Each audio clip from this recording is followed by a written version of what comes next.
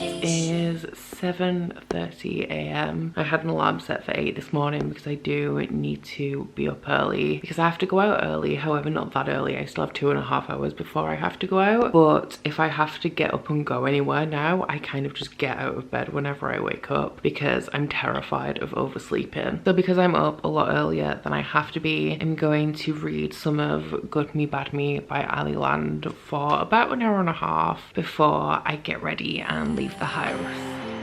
I need my daddy. I need that energy.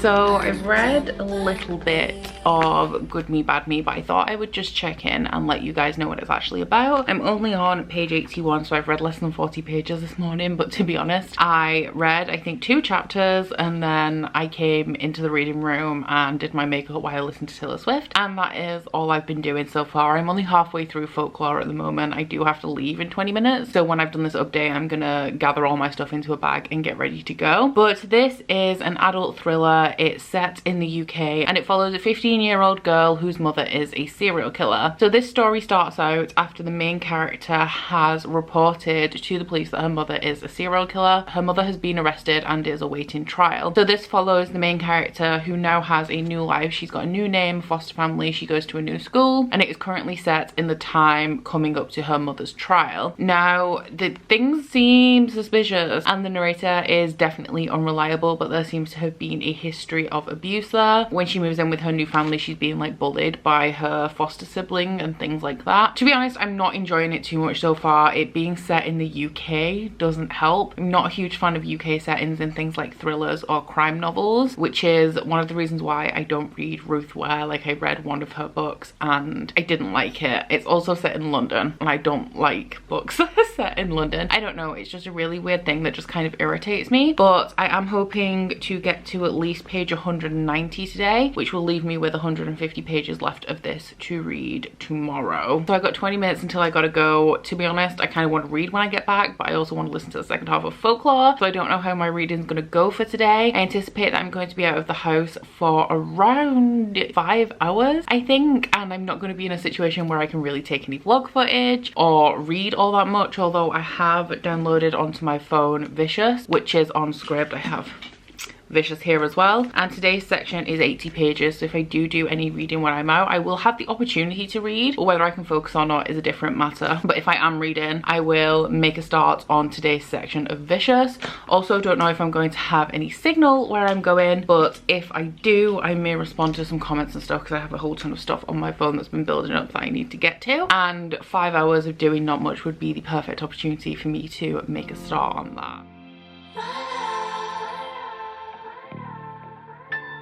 So, I'm back. So you may have already guessed, but the place that I've been today is the hairdresser, and I am now extremely blonde. I'm still a little bit brassy at the moment. I am gradually going lighter. There are a couple of bits like this is kind of the color that I want to be, but because my hair's so dark, I kind of have to go a little bit brassier first, but oh my god, I love it so much. So yeah, that was the big secret. Probably wasn't too exciting for you guys, but I've been excited about this for weeks, for months actually. Since we went into lockdown, I've wanted to get my hair cut because just having it super long was not working for me. It looked terrible all the time, and yeah, honestly, already just feels so much better to not have so much hair. But in terms of reading, while I was out, I took Good Me Bad Me with me because with getting a colour, there is quite a lot of wait time. I think it took over 6 hours, like maybe 6.5 hours. So I did read a little bit of this, but as I predicted, my concentration wasn't all there, so I'm only on page 140. I have read 60 pages while I've been out, but I've been there for 6 hours. To be fair, like 3 hours was application time of the colour, but then I had quite a bit of wait time. But I'm still happy that I managed to read some of this, so I'm still not loving it. I don't really like the writing style of this. It's very much an internal monologue from the main character. So sometimes it will say things like, she says to me, insert whatever the dialogue is here, but it doesn't have any speech marks because it is her internal dialogue kind of thing. And that's just not a style that I particularly like to read. I'm kind of waiting for the twist to come into this because as it is kind of an internal monologue, vlog, there have been little hints dropped, but the main character doesn't feel the need to go into what has happened to her because she already knows, you know, and it's not like she's imparting it to a reader. So I'm hoping that the twist in this is going to be good. I'm not super compelled so far, honestly. I could take this or leave it, but I am making progress, which is good. So now, as I predicted, it is quite late in the day already. We are almost at 6 p.m, so I'm gonna go make some food soon, and then after that I'm going to be reading today's section of Vicious, and hopefully I'll be able to cycle back around to this before the end of the day. Hey,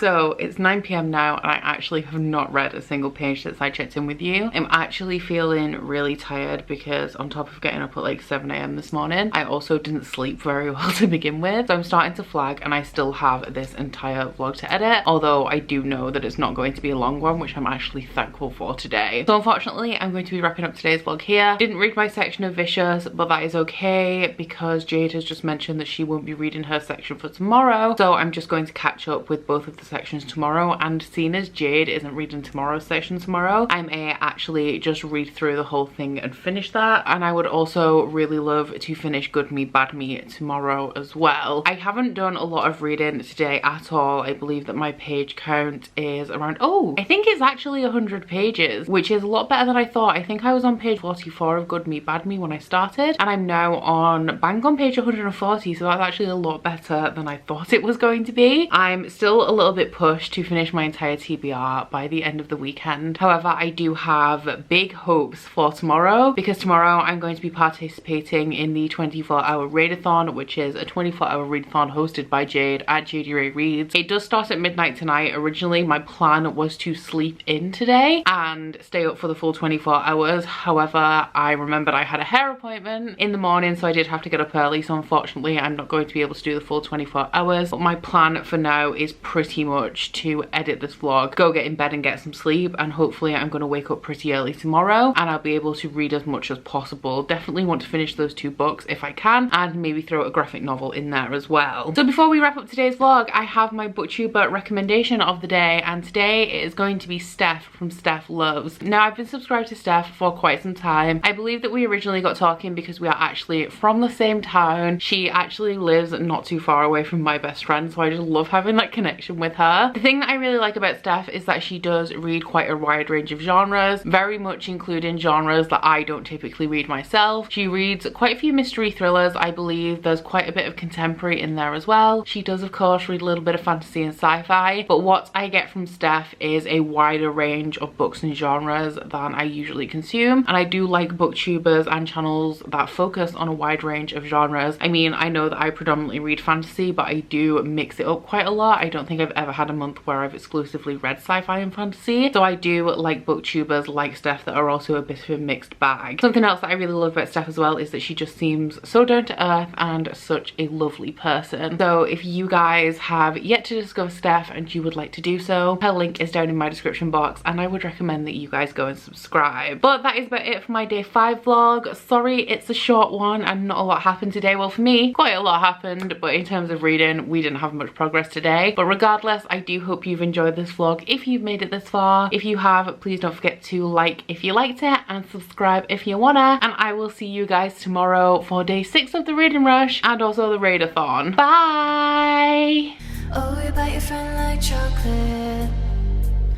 You say you'll go where nobody knows, with guns hidden under our petticoats. We're never gonna quit it, no, we're never gonna quit it, no.